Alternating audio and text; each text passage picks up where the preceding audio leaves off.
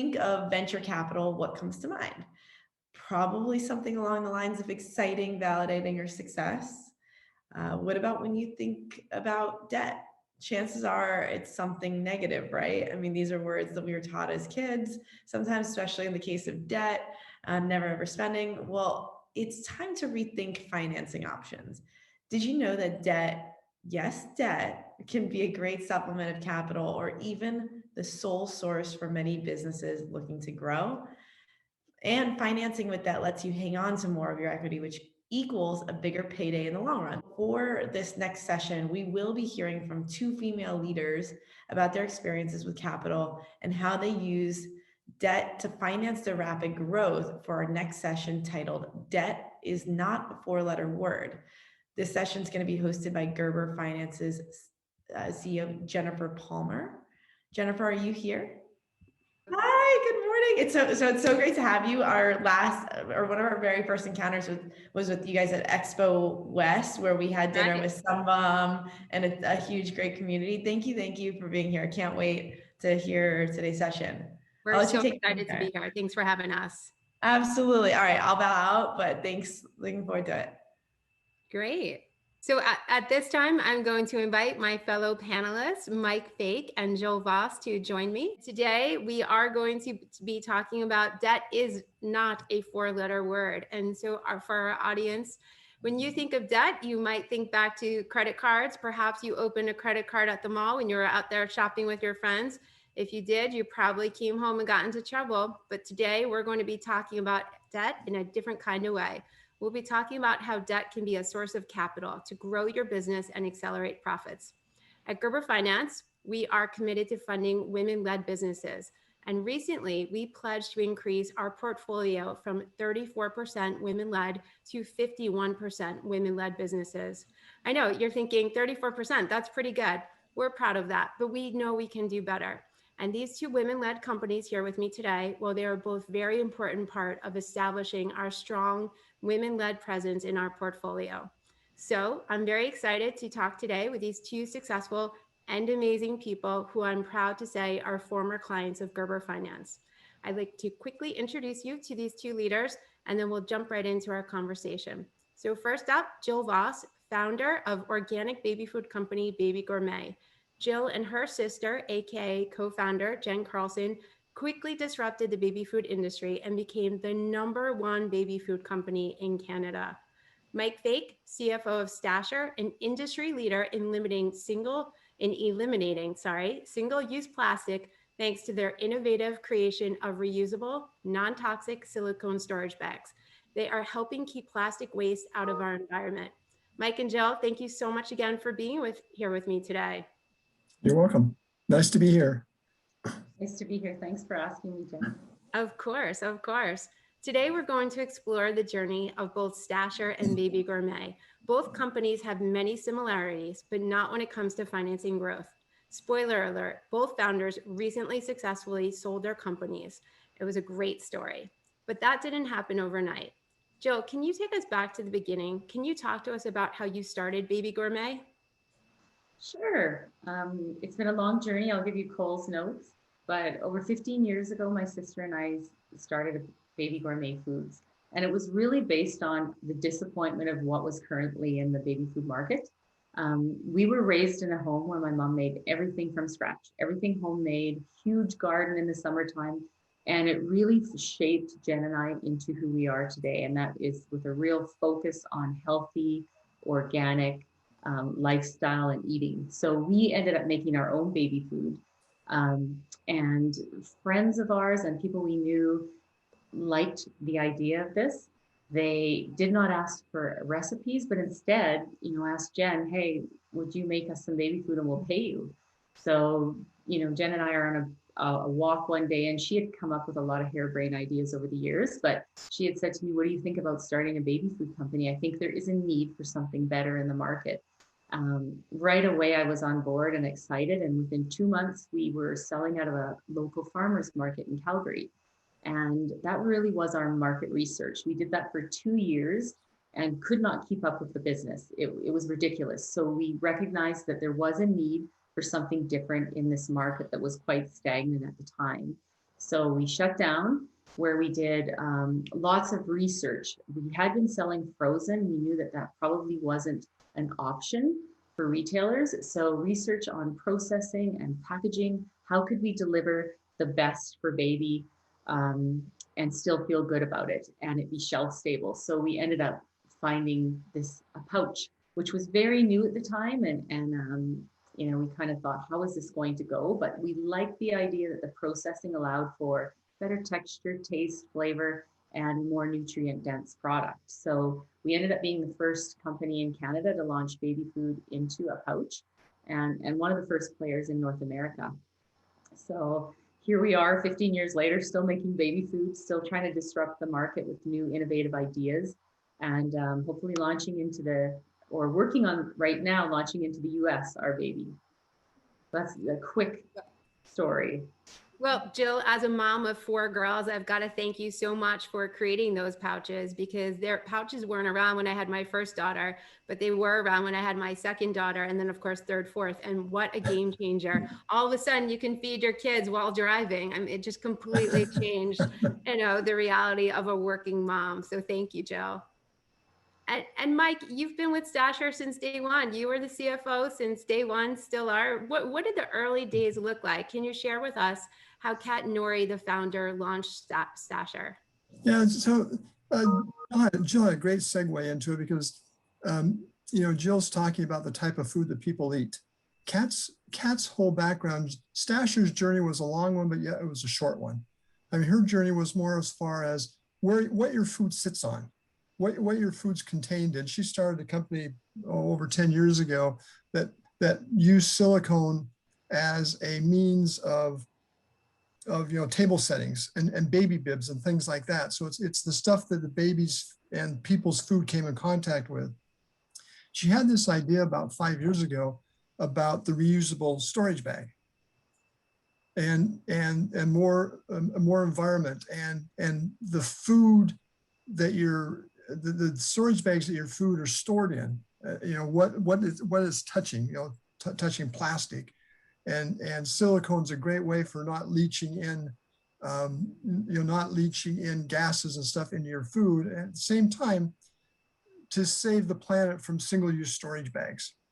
So Stasher went to market in 2016. So Stasher is a very short journey, but it has kind of a long beginning as Kat learned about this. So Stasher started out about, like I said, we went to market in 2016, and fortunately it was very, very successful. It came at the right time. A lot of people were focused on the environment and focused on plastic, and the reusability of a single storage bag was very enticing to people. So Stasher, it pretty well took off, which we're very fortunate when that happened. We started with D2C and Amazon and a small national retailer. And as the story goes, is that obviously with growth, we need capital. So, I'll just do the quick story right now, Jennifer. We can get into a little bit deeper as we go on. So we look for capital to help us grow. And that's when we ran in and we met Jennifer from Gerber that provided the capital to help us grow. It was a very good growth, and that capital was needed, and it really helped the growth of Stasher. So Stasher now it's a very well-known product. It's an omni-channel product. We're online. We have D2C, Amazon. We're in retail stores. We're in mass. We're in drug. We're international. So we're in a lot of places right now in Stasher, and we got to thank Jennifer for a lot of that growth, which we'll get into later, I'm sure. Well, I really appreciate that, Mike. And, being there from the early days with Stasher, I think it's fair to say we'd probably both agree that once Stasher was established, that the growth just happened really quickly. Is that right? Would you agree with that? Exactly. You're exactly right. Yeah. And Jill, I know that your story was a little bit longer, but what do you think was the success or what was the key ingredient to Baby Gourmet becoming the #1 baby food in Canada? What was that secret sauce? I think that our product is really authentic. It's made by moms. It's real recipes. It's not just made in a lab. It's made in a kitchen. We go out of our way to be on trend, um, keeping up with the latest ingredients. We're always trying to put in value-added products and differentiate ourselves in different ways. We just launched a product called rusks last year into the market. Currently, anyone that has baby food knows what rusks are. These have always been rice-based. There's been lots of issues with rice over the last few years, and it's not as nutrient dense as, say, lentils and garbanzo beans. So, Jen and I would look at that and say, how can we do this and do it different and give something to mom that she's going to feel good about feeding her baby? And so we launched a product that is chickpeas and lentils, really meltable, great snack for babies. So I think that's what helps us to stand out is our organics, the fact that we're authentic, that we're a mom-based company, that we're constantly trying to be innovative and on trend with new ideas in packaging and products. And like Stasher, our first customer, our retail customer that we signed in Canada was Walmart. And I think a lot of organic companies start with smaller retailers. We started with a large one. So just like you, all of a sudden, we needed financing very quickly. The baby food market, our market anyway, is a lot of cash up front. You're ordering a lot of ingredients because we didn't launch one SKU, we launched 15 plus. And all of the packaging, which we order 4 months out. And this is 4 months before it's even produced or hits the shelves. So we had very rapid growth as well and a need for capital quickly and early on in the growth. And we all know that you need capital to grow. We heard about some various options earlier today. Jill, to support that growth and that rapid growth, what financing options did you explore? And ultimately, what did you settle on? We tried a lot of different things. I mean, here's Jen and I, moms in Calgary, Alberta, where it's very much known to be oil and gas and tech sector. And we're looking for money for CPG baby food. It was hard. It was really difficult. So, of course, you start with your personal investment. And then we had Angel Round, where we're asking family and friends for money, which no one likes to do that. We did have some small bank funding loan with the D2C, which was, you end up taking out personal guarantees on that. We had a bit of government debt, and then we ended up meeting with a private equity firm.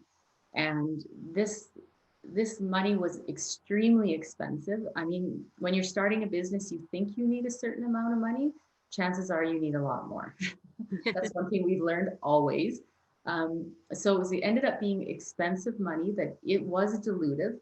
And then once we got to a position where our cash flow was a little more predictable, we met Gerber Finance, which was really just the best partner we could meet. It allowed us to have capital to grow our business, but with less dilution or no dilution, and giving you an opportunity to have more control over your operations and your strategy. So we feel very fortunate to have teamed up with Gerber, who have been a great partner and who have helped us and walked along our path of growth over the last number of years. Thank you, Joe. We feel the same way. Baby Gourmet has been a terrific partner, as had Stasher. And Mike, you alluded to Gerber Finance was instrumental in the growth of Stasher, but we weren't your only option that you had originally considered. So would you mind walking us through the path that you took to get to Gerber and the various options you had considered? Sure. We actually, like Jill, we looked and considered almost all avenues of financing. We started with some friends as far as convertible debt. We actually, the founder of the company, actually went on Shark Tank and received a deal from one of the sharks, which we eventually did not take. But we looked around, we talked to some VCs, we talked to some angels, we talked to a lot of people. And none of it excited us.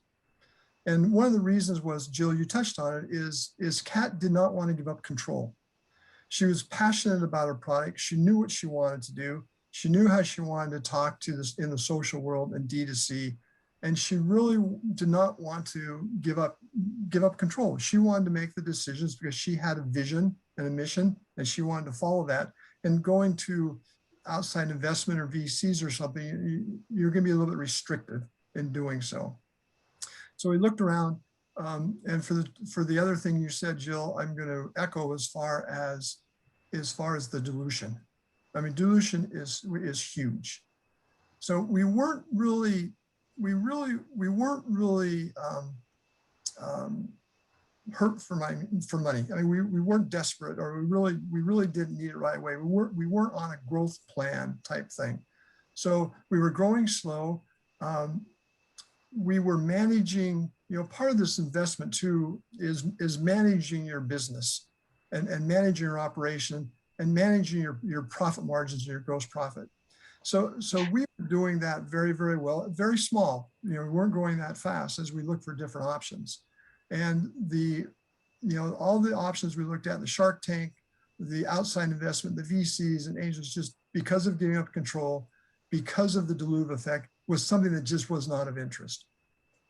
And one of the things that I think that the founder of the company, she was a huge networker. She talked to people all the time.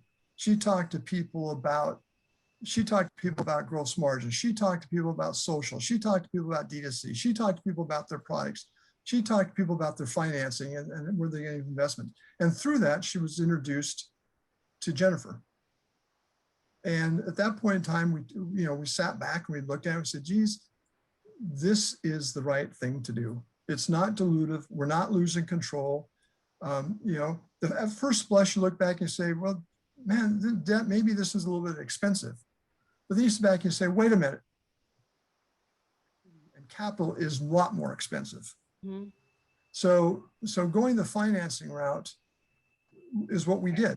And once we did that, we entered into agreements and we entered into a relationship, which we really called a partnership with Gerber. We really started taking off. So in about the first 7 months with Gerber, we doubled our sales over the prior 2 years. And then the year after that, we had a 3.5% growth after that. And and Kat did not have to give up control. She didn't dilute herself. Hindsight, when Kat sold the company, we figured that if we had gone a different route, that she probably, her big payday, her home run, so to speak, would have been probably at least 50% less than going through Gerber and debt financing. And didn't give up dilution, did not give up control. I mean, they, obviously they're involved in the company, a lot of discussions, we're talking all the time, but they didn't come in and say, you got to do this, you got to do that. And we've got to have a payoff in 3 or 5 years. So we really got to ramp up, and do things that really aren't smart for the business and do things that aren't smart for the brand and aren't smart for the Kat's vision of the product. So, wow. So Mike, that's a pretty powerful statement that you believe that if you went the equity route instead of the debt route, basically Kat would have walked away with 50% less of the profits when she sold her business. Yeah, absolutely. I mean, it even could have been less than that. I mean, it's a hard number to again, because just on the valuations, you get investments, right. But it would have been at least, she would have walked away with, at least 50% less, if not more. If that, wow. And I think, that sort of plays into an analogy that I often use when trying to explain it to people. I always say that debt is like dating and equity is like marriage. And so, debt is temporary, and it may seem a little expensive, just like if you're dating, there's some upfront costs, wining, dining, whatever it may be, but debt is temporary. And if you want to unwind it, you can. Whereas equity, on the other hand, is meant to be forever. If not forever, it's long-term. And if you're going to unwind it, well, then there's, dividing assets, and that's very expensive. And nobody tends to walk away from divorces feeling good about them, right? Yeah, and plus, I think, and Jennifer aligned with that too, is the financial aspect, but it's also the control. Yeah. It's also the control of the founders of the company, as far as they have a vision, they know where they want to go, they know their product, and they can operate in a freer environment than with outside equity investment.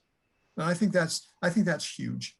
Yeah, absolutely. And And I completely agree with that. Sometimes I also use the real estate analogy, right? If you're going to buy a piece of real estate, right, you want to have a certain amount of equity on your balance sheet in order to leverage that. But you don't want to have too much leverage, right? Because then it becomes expensive. But at the same time, you don't want the bank that you're getting a mortgage from coming in and saying, oh, you better hang up these curtains. So, Yeah, it's yeah. like these real life examples that apply to business as well. You need to have some equity on your balance sheet, but it doesn't have to be the way to really source your growth, to fund your growth.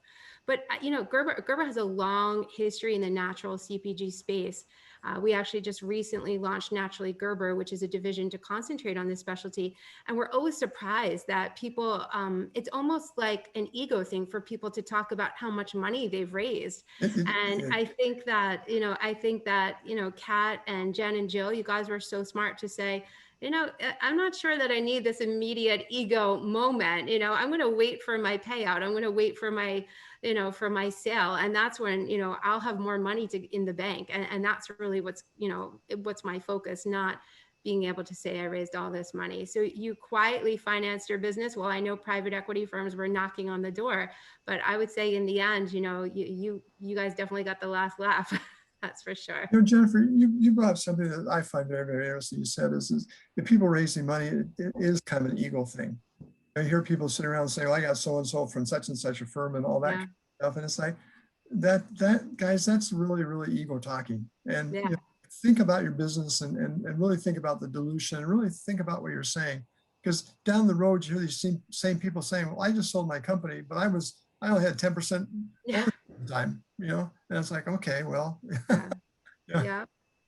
yeah. So, and the other thing that you had said, Mike, too, which I think is important for people to hold on to is, ask around, right? Ask your network, ask your friends, ask people in the industry for recommendations. Because at the end, no matter what option you choose, you want the source of financing to be your partner, not intrusive, but to be your partner and there for you when you need it. And also ask, for money and get the money, not before you need it. You don't want to do it too early, but because that can be expensive, but at the same time, you don't want to wait until you get to that point of desperation and you're making bad decisions either. So I guess it's a balancing act. It sounds like. Yeah, I would agree with that. Absolutely. And I would say what you said, Jennifer, about researching your partner, if there's any advice I could give, it is make sure you vet and research anyone you partner with for financing. Make sure that they have the same vision as you, that you share the same values, that they're supportive of founders, trustworthy, and also that there are quite often opportunities for these partners to help you in other ways. So make sure to ask lots of questions, but it's really important to talk to some of the other companies that have worked with those partners, because they will be very honest about how they operate.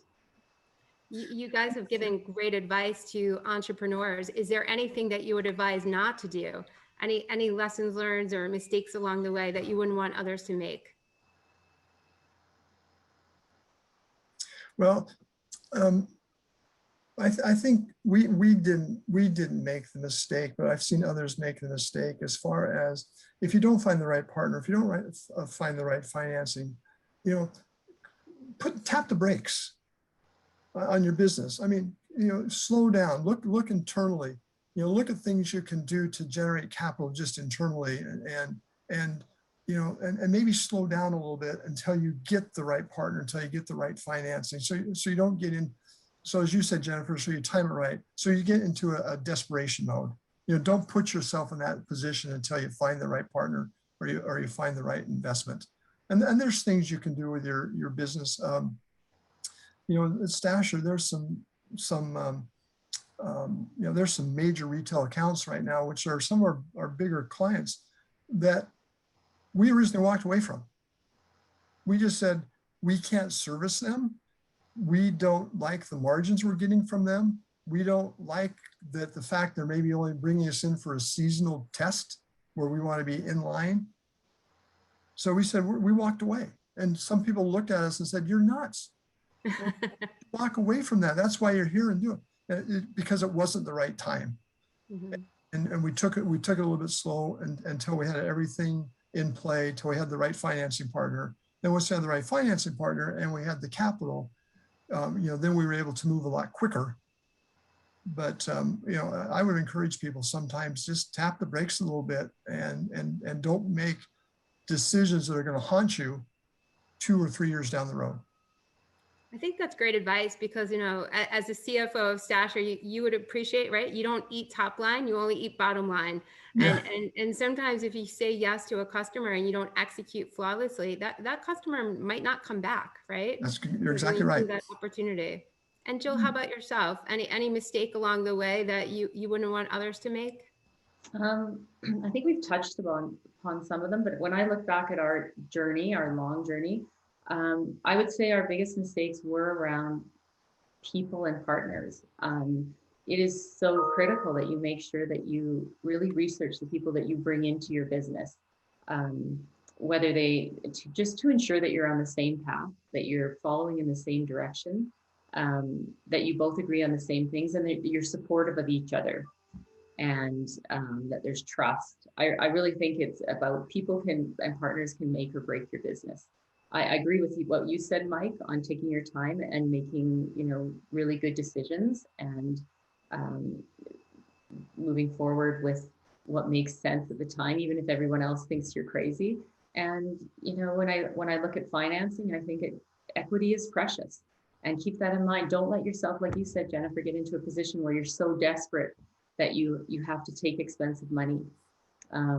Because equity is precious, not just at the end to maximize your payout, but in maintaining the control over your strategy and operations. I agree with the partnership more than anything else. And I think that from the lender perspective, it's important for lenders to remember that you're lending to people, not to companies. And, at Gerber Finance, we partner with fast growing companies like Baby Gourmet and Stasher, so we can help further accelerate that growth and ensure the exit is successful for the founders. Because usually in CPG world, at some stage, there'll be an exit. We want that to be successful.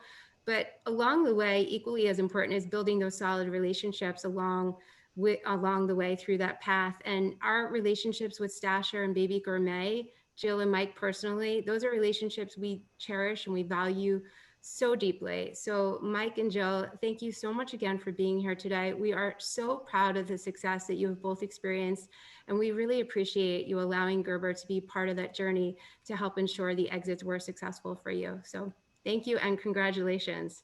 Your story is great, and everyone's so lucky to hear it. Yeah, and Jennifer, thank you too for your partnership. It was very, very instrumental in the growth of Stasher. Absolutely, and very instrumental in the growth of Baby Gourmet, and would recommend you. Absolutely. Thank you, Jill. Really appreciate it. Well, Michelle, thank you so much for having us today.